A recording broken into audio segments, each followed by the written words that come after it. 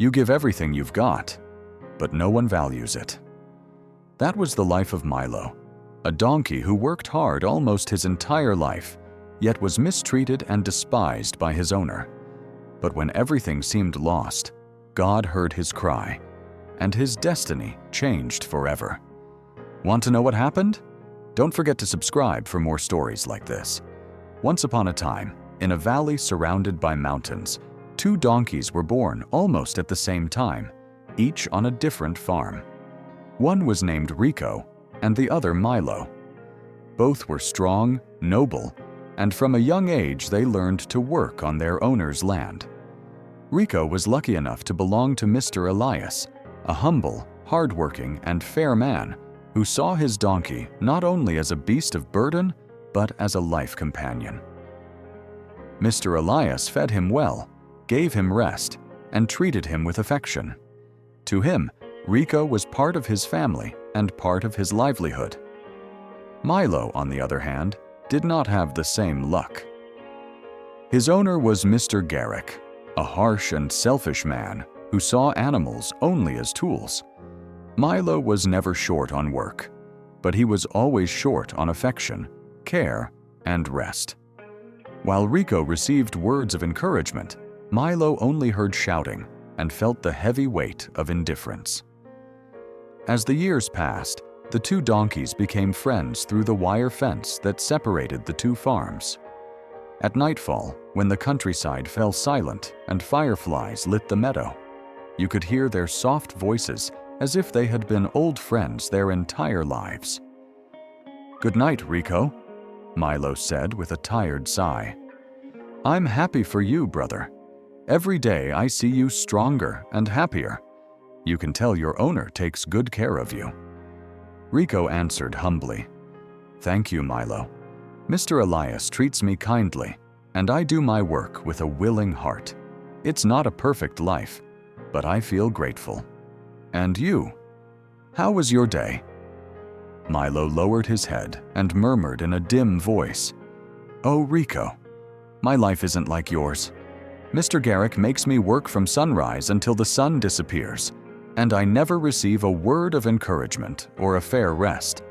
Sometimes he feeds me so little I barely have strength. I try too. I carry what I'm asked to carry, but it seems like it's never enough."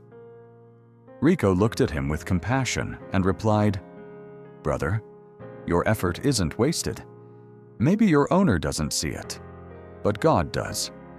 Don't lose faith, Milo. Heaven always listens to those who work with their heart." Milo, holding back tears, confessed, "Every night I pray, Rico.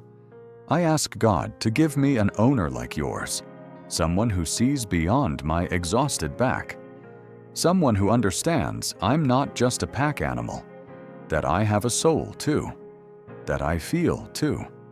I don't know how much longer I can endure, but I still believe that one day my prayers will be heard." Rico brought his muzzle close to the fence as if trying to comfort his friend, and said firmly, "Milo, don't give up. The work we do is hard, but the heart we carry is worth more than all the gold in the world. Remember this, it's not the weight of the load that destroys us, it's the lack of hope. Keep praying. Keep believing your reward will come." Milo smiled with exhaustion, but with a ray of faith in his eyes, and answered, "Thank you, Rico. You're more than a friend. You're the voice that reminds me there's still hope." That night, both donkeys closed their eyes beneath the starry sky, one grateful, the other hopeful. And in their whispers, it felt as if their prayers rose together toward God. That dawn, the rooster's crow announced a day of heavy work. As always, Milo went out first, loaded with milk jugs he could barely hold on his worn-out back.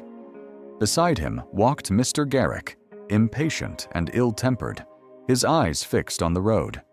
Behind them, later, Rico set out, upright and calm, with his jugs carefully secured, guided by Mr. Elias, who always walked slowly so he wouldn't push him too hard. The road to the town had a dangerous stretch, an old swamp where the ground turned soft and treacherous. That day, luck turned against Milo. His legs, exhausted and weak, sank into the mud, and the weight of the jugs dragged him down. The poor donkey dropped to his knees, rolling in the muck as muddy water covered him. Milo, desperate, brayed in anguish, "Help! I can't get up!" But Mr. Garrick, instead of helping him, looked at him with disgust and, whip in hand, shouted coldly, "Stupid donkey! Always the same with you. You're useless. If you die there, I'll just buy another one, and that's that." Milo lowered his head, tears mixing with the mud. Every word from his owner weighed more than the jugs. In that moment, Rico and Mr. Elias appeared on the road and saw the terrible scene. Mr. Elias, brow furrowed, hurried forward and raised his voice. "Garrick, that's enough. You have no right to treat your animal like that. That donkey has worked for you his whole life, and the least he deserves is respect and compassion." Mr. Garrick snorted with arrogance and replied with disdain, "Elias, don't stick your nose where it doesn't belong. This donkey is mine, and I handle him however I want. Keep walking and stop preaching." Meanwhile, Rico, who had been watching his friend trapped in the mud, approached slowly with the tenderness of a brother. He stood at the edge of the swamp, stretched his neck, and spoke softly. "Come on, Milo. Don't give up. You're stronger than you think. Breathe, my friend. I'm here with you." Milo, covered in sludge, looked at him sadly. "Rico, I can't anymore. I'm tired. My body hurts, and my soul is broken." Rico brushed his face with his muzzle, ignoring the mud staining him, and whispered, "No, Milo. You're worth so much more than these invisible chains. If your owner doesn't see it, I see it. And God does too. Get up, brother. You're not alone." Then Mr. Elias stepped into the swamp without hesitation, rolling up his boots. With strength and patience, he began lifting the trapped jugs while Rico kept encouraging his friend. Milo, inspired by those words and that sincere help, gathered strength where he didn't believe any was left. With one last effort, supported on Mr. Elias's shoulder and with Rico at his side, Milo managed to stand, trembling and covered in mud. Mr. Elias gently stroked his forehead. "That's it. You did it. You're not alone, Milo." Mr. Garrick, annoyed and embarrassed, only clicked his tongue and walked away, dragging Milo along while muttering insults, unable to understand what he had just witnessed. That day, even though Milo was soaked and filthy, he still walked to town and did his duty. The two donkeys moved forward, one grateful, the other hopeful.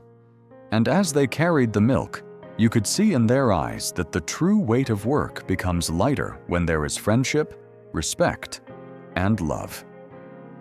That night, after the hard road to town and the humiliating moment in the swamp, Milo returned to his corral drenched, his body aching and his heart wounded. He barely finished eating a little dry grass that Mr. Garrick had tossed him unwillingly. Then he walked toward the wire fence where he usually spoke with Rico. He approached with hope, but this time the place was empty. The night silence felt heavier than ever. Milo looked up at the starry sky, sighed deeply, and with a trembling voice began to speak to God. "Lord, today I'm not here to complain," he said softly. "First, I want to thank you, because even though my load is heavy, I'm still alive. I still have strength to walk, even when my back hurts, and I still breathe, even when I feel like giving up. Thank you for the sun that warms me, for the water that quenches my thirst, and at least for this corral where I can rest." He paused, and his eyes filled with tears that shined under the moon. "But Father, I'm tired too. I've worked my whole life from dawn until night falls. I carry wood, I haul milk, I plow the land. And even though I give everything, I never receive a word of encouragement. I never hear a thank you from my owner's lips, only shouting, insults, and contempt. You know me, Lord. You know all I want is to serve with dignity. How much longer must I endure this life without reward? Have mercy on me, my God. Don't leave me forgotten. Milo closed his eyes, and in that instant, he felt a gentle touch on his side. It was Rico, who had arrived late because Mr. Elias had kept him a little longer that night. "My friend," Rico said tenderly, "I heard you from the other side. Every word you spoke rose to heaven like incense. Believe me, Milo, God does not close his ears to a sincere heart." Milo looked at him with glassy eyes and replied, "Rico, sometimes I feel like my voice disappears into the wind, like God is too busy with bigger problems than mine." Rico shook his head and answered firmly, "No, Milo, don't say that. God sees every tear, hears every sigh, and counts every drop of sweat that falls from our face. You think he doesn't hear you because you haven't seen the answer yet. But the truth is, he's preparing something for you. And I'll tell you more. No sincere prayer goes unanswered." The countryside wrapped around them in silence. Far away, you could hear crickets singing, an owl calling, and the night breeze softly moving the grass. It was as if all creation went quiet to accompany that moment. Milo spoke again, his voice breaking. "I only want a little of what you have, Rico. An owner who looks at me with kindness, who treats me fairly. I'm not asking for luxury or riches.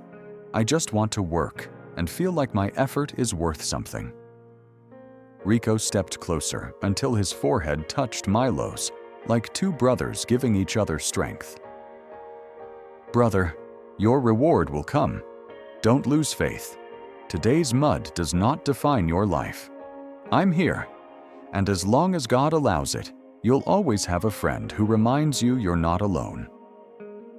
Milo closed his eyes, and for the first time in a long time, he smiled through tears. "Thank you, Rico. You're proof that goodness still exists in this world." And that night, beneath a star-filled sky, the two donkeys fell silent, bound together by hope. One gave thanks for what he had. The other kept trusting that one day his prayers would be answered. The sun had barely risen when Mr. Garrick had already strapped Milo to the plow. The poor donkey, drained from the previous days and poorly fed, walked with clumsy, heavy steps. His body was thin, his ribs showed, and his eyes carried endless exhaustion. Milo tried to endure, but it was too much. In the middle of the field, with the ground still damp from the morning dew, his legs gave out and he collapsed. The plow stopped halfway, and the furrows remained unfinished. "Get up, useless animal!" Mr. Garrick shouted in fury. Without a shred of compassion, he began whipping him, each strike kicking up dust and pulling a painful groan from the poor donkey. "You're good for nothing, stupid donkey! Not for hauling, not for plowing. Cursed be the day I bought you." Milo panted, tears in his tired eyes, thinking to himself, "Lord, how much more must I endure? I have no strength left." Just then, along the nearby path, Mr. Elias and Rico passed by carrying firewood. When Mr. Elias saw what was happening, he stopped and frowned with indignation. "Garrick!" he shouted with a strong, firm voice. "Stop right now! Can't you see that animal can't take any more? Have you lost all humanity?" Mr. Garrick turned with arrogance, still gripping the whip, and growled, "Elias, don't get involved. This donkey is mine, and I'll do whatever I want with him." Mr. Elias stared him down and stepped forward. "You're wrong, Garrick. They aren't yours. Neither your animals, nor your land, not even your own life. Everything you have is borrowed, and one day you will answer to the Creator. Be careful, because they have angels who protect them. Don't you know heaven itself is outraged by injustice?" Mr. Garrick let out a mocking laugh. "Angels, karma, naive farmer words. The world belongs to the strong, Elias, and the weak, like this donkey, only exist to work until they die." Mr. Elias, calm but with authority in his voice, declared, "Listen carefully. Life always returns what a person plants, and you have planted cruelty, contempt, and ingratitude. Be careful, Garrick. Justice doesn't warn you, but it always arrives." Meanwhile, Rico, watching from the edge of the fence, lowered his head and whispered to himself, "Poor Milo. So much pain in such a noble heart. Lord, bring justice. I beg you, don't abandon him." Milo, still lying on the ground, managed to look at his friend and Mr. Elias. A spark of hope lit his eyes, even though his body was broken. That night, after that day of suffering, Milo looked up at the sky again. He had no strength to pray out loud, but his heart cried out in silence, "God, I can't take it anymore. If you truly hear me, come to my rescue." The sky seemed silent, but the unseen began to move. That very night, God chose to hear Milo. And just as he had allowed the trial, he also chose to set a limit. The wind blew hard through the trees, like a whisper announcing judgment. Mr. Garrick's heart began to be unsettled. What he had ignored for years would now be demanded back, because when injustice reaches its limit, heaven responds, and divine correction was about to fall on Mr. Garrick. That night, after the brutal day, the sky looked darker than usual, but above, God was listening to Milo's prayers, his silent cry, his tears falling onto dry ground. And then the Almighty decided to act. One day, Mr. Garrick's farm began to change. At first, it was almost imperceptible. The grass lost its green. The pasture turned yellow and dry, and the rains that once refreshed his fields seemed to have forgotten his land. Mr. Garrick noticed, but he treated it like a simple streak of bad luck. He didn't know it was only the beginning of something much worse. No sickness fell on the innocent animals, and no tragedy struck the blameless. Little by little, the abundance Mr. Garrick once had began to disappear. The crops dried before they could mature. Seeds seemed to die buried underground without producing fruit. Water in the streams weakened, nearly vanishing. The farm that once brought him plenty began to look abandoned, as if the land itself refused to sustain him. One by one, his animals, weak from lack of food, stopped serving him. They could no longer haul, plow, or give milk. Desperate, Mr. Garrick had to sell them just to get a few coins to survive. Each sale was a reminder of his ruin. Slowly, he was left alone, the farm emptied of life, and the only animal still beside him was Milo, the one he had always despised, the one he had called useless again and again. But Milo, despite the mistreatment, stayed alive, as if an invisible hand kept him standing through misery. Defeated, Mr. Garrick realized he had to get rid of him too. With his pride shattered, he led Milo by the halter to Mr. Elias's farm. "Elias," he said in a tired voice, "you know what's happening to me. The land gives nothing now. I have no animals. I have nothing. This donkey is all I have left. I'll sell him to you, even if it's just for a few coins. I'll even sell you my land if you want it, because I can't go on." Mr. Elias looked at him in silence. He already knew the story. He had seen with his own eyes the seed of cruelty Mr. Garrick had planted, and how he was now harvesting misery. Calmly, Mr. Elias accepted the offer. He bought Milo, and he bought the land that had once been prosperous. In that instant, Milo's heart leapt with joy. At last, God had heard his pleas. Now he would have a good owner, and most importantly, he would work beside his friend Rico. That same day, Milo was freed from the yoke of his cruel master. And when he realized his new home was beside Rico, under Mr. Elias's care, the heart of that noble beast seemed to smile. As for Mr. Garrick, no one heard from him again. He abandoned the land and disappeared without a trace, like the shadow of a bad memory the wind carries away forever. But in Mr. Elias's hands, those same lands flourished again. Because when goodness rules, even the earth responds with abundance. From that day on, Milo's life changed forever. Mr. Elias welcomed him with kindness and care, as if he had always belonged there.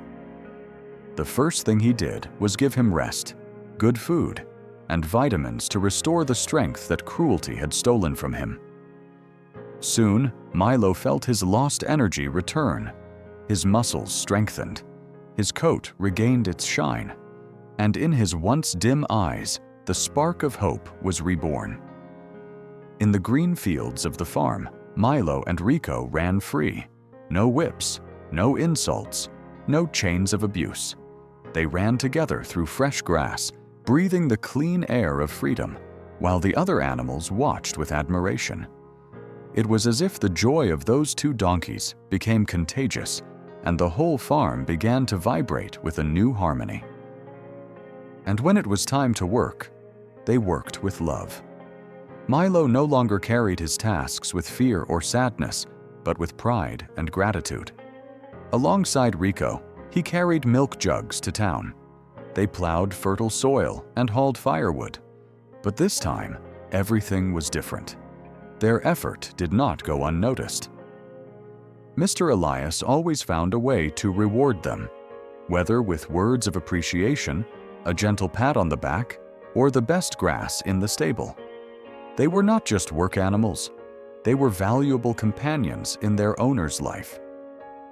Every night, Milo would kneel in his heart and lift a silent prayer.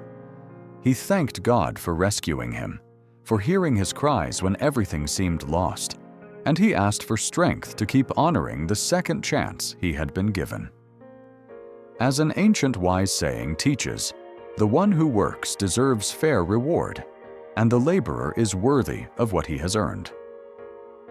And so, two inseparable donkeys, bound by friendship and work, became a living symbol of what happens when effort is joined with gratitude and the love of a good heart.